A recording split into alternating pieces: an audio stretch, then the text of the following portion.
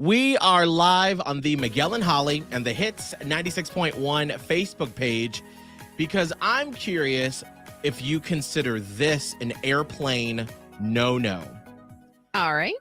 So this past Friday, I was at the Charlotte Douglas International Airport traveling up to Buffalo, New York. And if you've been to an airport here in Charlotte or anywhere, you know that it is bananas. It is absolutely nuts. So everybody's has to have a little bit of patience when you're going because you never know if your flight's going to be canceled, if they're going to have to wait to one time they had to fix the carpet on the plane.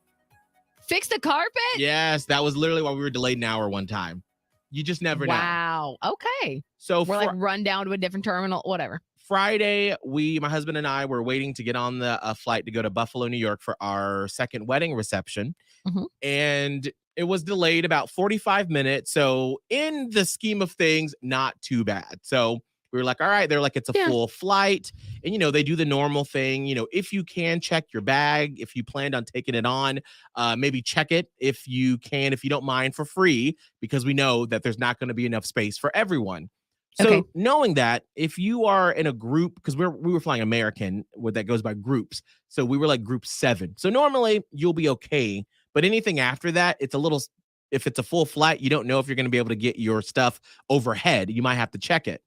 Well, I guess this lady and her husband and her granddaughter were running behind because they were sitting in front of us, but they were like the last people to get on the flight. And we were sitting towards the back. Well, homegirl is just in a tizzy, this grandma, and she's probably in her like 60s or so.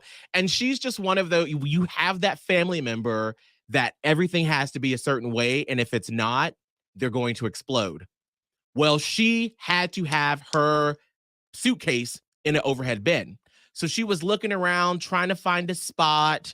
Her husband had like a mix-up of his seat. So there's just a bunch of hubbub going on. Yikes. Well, grandma opens up one of the overhead bins and goes, ooh, if I take this bag from the left and put it over here to the right, then my bag will fit in this spot. So then she starts to take out someone else's suitcase from the overhead. Oh. And then, of course, grandma's struggling with it because it was heavy because it's not hers. And then it's like on her shoulder and she's sort of like slinking down and she's like, will anybody help me with this? And then the guy sitting right over across was like, ma'am, that's my bag. Please don't touch my bag. Why are you touching my bag, ma'am? And so then at this point, I started to get out my phone and I was like, something's about to go down. Like, okay. That's great, Miguel. Right. Not helpful, but you're like, let me get my phone out. World star! Well, then thankfully the flight attendant came over. She was like, ma'am, don't touch someone else's property. Like, please stop. And then it was settled and they were able to find her stuff somewhere. But like, can we all agree you don't touch someone else's bag when you're on a plane unless they expressly give you consent to do that? Yeah, you really can't do that. I mean, I think they even say that in the airport, like, don't leave your bags unattended and don't pick up other people's bags. Like, why? And this is the thing. How old was this woman? Just guess for me. 65. All right. And there is this certain, and obviously this is not a blanket statement for all 65-year-old people. Right. But we're dealing with a generation who had to just do stuff themselves. I put my mom into this generation too. She's older than that though. But like, it's that whole generation where like, they're not going to wait around and wait for someone else to do something because they had to do a lot of this stuff themselves. Right.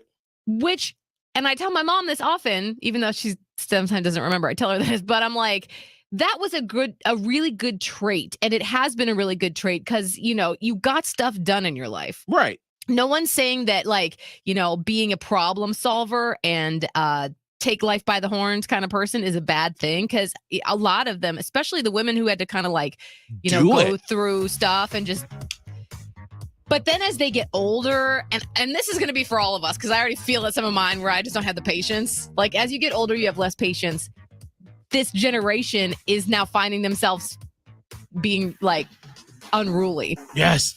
And Because it was the that combo moment of I'm just going to do it gets in the way of like, maybe I shouldn't do this particular thing. I can do anything. Yes, you can, but just don't touch nobody else's stuff. Like, don't do it.